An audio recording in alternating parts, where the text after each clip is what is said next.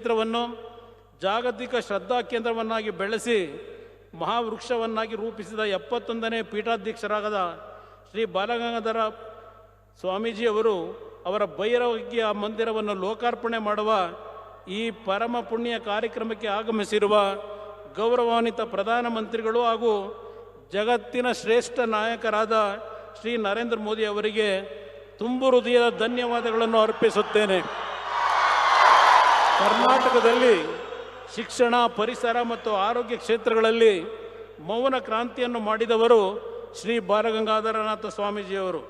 ಜೋಳಿಗೆ ಹಿಡಿದು ಹಳ್ಳಿಯನ್ನು ಸುತ್ತಿದ್ದ ರೈತಾಪಿ ಮಕ್ಕಳ ಜ್ಞಾನಾರ್ಜನೆಗೆ ದೊಡ್ಡ ಕೊಡುಗೆಯನ್ನು ನೀಡಿದ್ದಾರೆ. As we gather here in the divine presence of this sacred institution under the spiritual guidance of Sri Dr. Nirmalanandanatha Swamiji, let us draw inspiration